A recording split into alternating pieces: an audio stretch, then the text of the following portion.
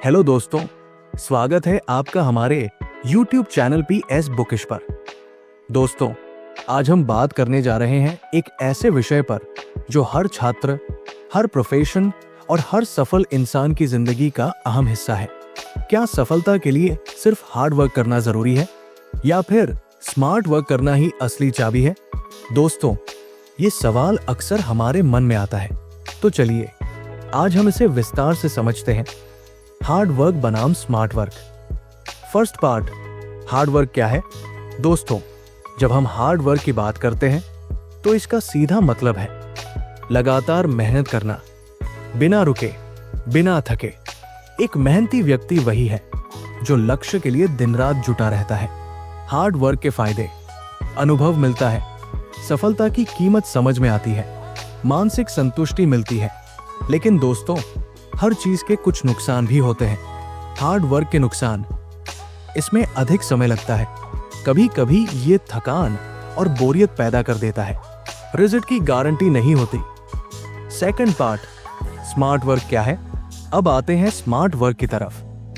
Smart work का मतलब है कम समय में कम मेहनत से अधिक परिणाम हासिल करना। स्मार्ट वर्कर वो व्यक्ति है जो अपने दिमाग और मेहनत दोनों का इस्तेमाल करता है ताकि काम आसान हो जाए। स्मार्ट वर्क के फायदे: समय की बचत होती है, नतीजे जल्दी मिलते हैं, काम करने का आनंद आता है।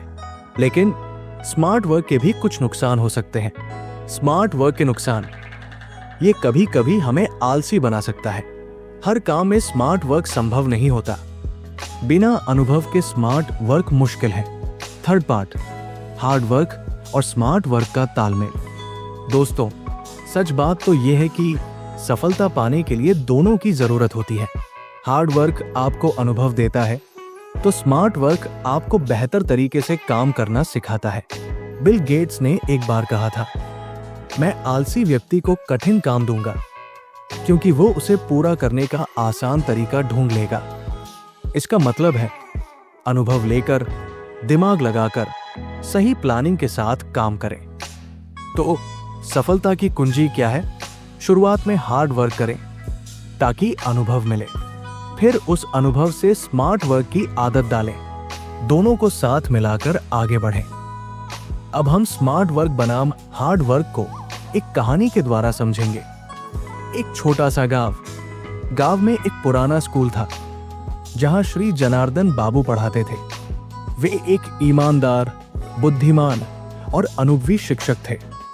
वे लगभग 70 वर्ष के थे, लेकिन फिर भी वे अपने छात्रों को उसी लगन से पढ़ाते थे। इस स्कूल में 2 प्रतिभाशाली छात्र थे, राजू और रमेश। राजू बहुत मेहनती था। वो अपना पूरा दिन किताबों को याद करने, बहुत मेहनत से पढ़ाई करने और ये मानने में बिताता था कि कड़ी मेहनत ही सफलता का एकमात्र रास्ता है। रमेश अलग था। वो जानता था कि सिर्फ कड़ी मेहनत ही काफी नहीं है, इसके लिए सही रणनीति और बुद्धिमत्ता की भी जरूरत होती है। लेकिन उन दोनों में एक बड़ा अंतर था। राजू एक मध्यम वर्गीय परिवार से था और उसका एकमात्र कर्तव्य पढ़ाई करना था। लेकिन रमेश एक गरीब किसान का बेटा था जो अपने पिता के साथ पूरे दिन खेतों में काम करता था। रमेश के पिता सोहनलाल एक गरीब किसान थे। वे पूरे दिन खेतों में काम करते थे, बहुत संघर्ष करते थे, लेकिन फिर भी अपने परिवार का पेट पालना उनके लिए बहुत मुश्किल था। एक शाम रमेश खेत से काम करके घर लौटा। वो थका हुआ और भूखा था।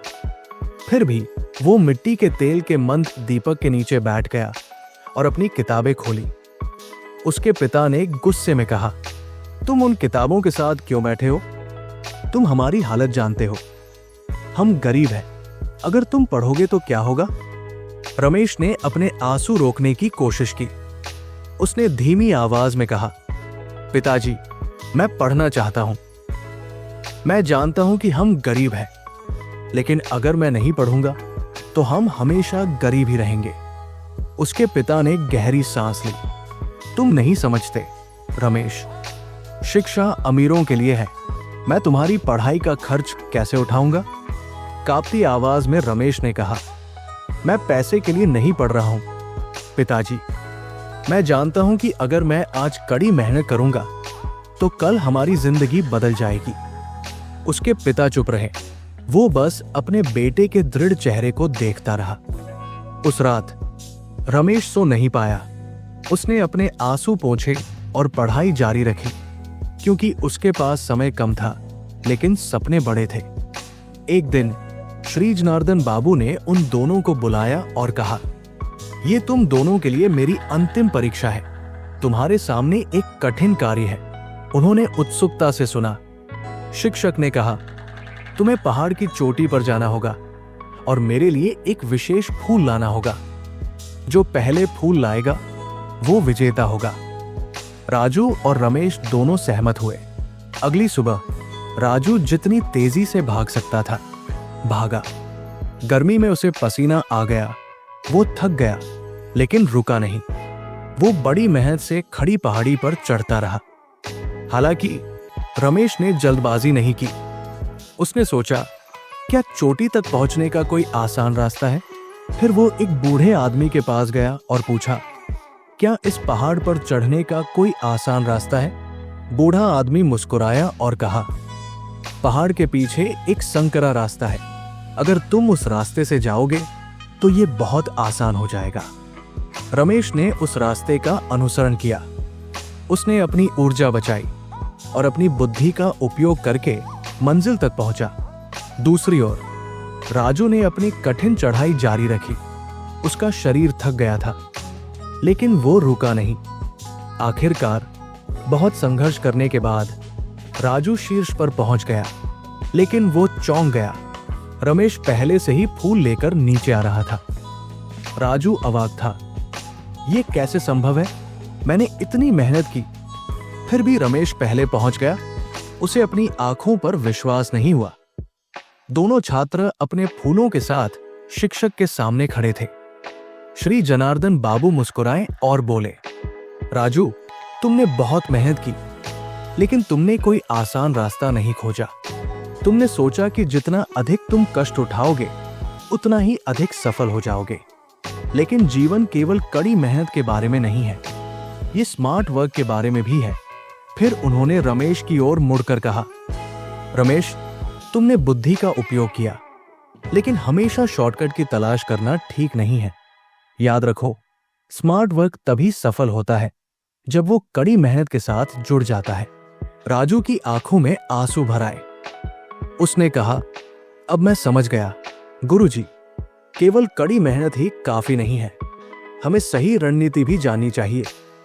रमेश ने सिर नीचे करके कहा, मैं भी समझ गया, हमेशा सबसे आसान रास्ता चुनना सही नहीं है। बिना मेहनत के सफलता नहीं मिलती। शिक्षक ने उनके सिर पर हाथ रखा और कहा, यह पाठ जीवन भर तुम्हारा मार्गदर्शन करेगा। सफल होने के लिए आपको न केवल कड़ी मेहनत करनी चाहिए, बल्कि समझदारी से काम भी लेना चाहिए। लेकिन याद रखो, केवल बुद्धिमत्ता ही काफी नहीं है। बिना मेहनत के सफलता कभी स्थायी नहीं होती। कई साल बाद राजू एक महान वैज्ञानिक बन गया। उसने कड़ी मेहनत और समझदारी से काम लेना सीख लिया। रमेश एक सफल उद्यमी बन गया। उसने सफलता पाने के लिए न केवल बुद्धिमत्ता का इस्तेमाल किया, बल्कि कड़ी मेहनत भी की। एक दिन वे दोनों अपने शिक्षक के पास गए। श्री जनार्दन बाबू अब बहुत बूढ़े हो चुके थे, लेकिन उनके चेहरे पर संतुष्टि भरी मुस्कान थी। दोनों ने एक साथ कहा, गुरुजी, आपकी आखिरी परीक्षा ने हमें जीवन में सफल बना दिया। शिक्षक की आंखों में आंसू भर आए। उन्होंने कहा, मुझे हमेशा से पता था कि तुम दोनों महान बनोगे, क्योंकि सफलता का रहस्य सरल है, कड़ी मेहनत और बुद्धिमत्ता का सही संतुलन। अपने शिक्षक के मुस्कुराते चेहरे को देखकर राजू और रमेश भावनाओं से भर गए। कहानी से सीख, कड़ी मेहनत अच्छी है, लेकिन स्मार्ट वर्क के बिना सफलता में अधिक समय लगता है। हमेशा शॉर्टकट की तलाश करना सही नहीं है। बिना प्रयास के सफलता टिकती नहीं है। जीवन में सफल होने के लिए हमें कड़ी मेहनत और बुद्धिमत्ता दोनों की आवश्यकता होती है। फाइनल पार्ट, निष्कर्ष। तो दोस्तों, उम्मीद है कि अब आपको समझ आ गया होगा कि हार्ड वर्क और स्मार्ट वर्क में क्या फर्क है। याद रखें, न तो सिर्फ हार्ड वर्क काफी है और न ही सिर्फ स्मार्ट वर्क। सफलता उन्हीं को मिलती है जो दोनों को साथ लेकर चलते हैं। तो आज से आप भी हार्ड वर्क और स्मार्ट वर्क दोनों का सही संतुलन बनाएं। वीडियो अच्छा लगा हो तो लाइक करें, शेयर करें और हमारे चैनल को सब्सक्राइब करना न भूलें। मिलते हैं अगली वीडियो में, तब तक मेहनत भी करें और दिमाग भी लगाएं। बहुत बहुत धन्यवाद।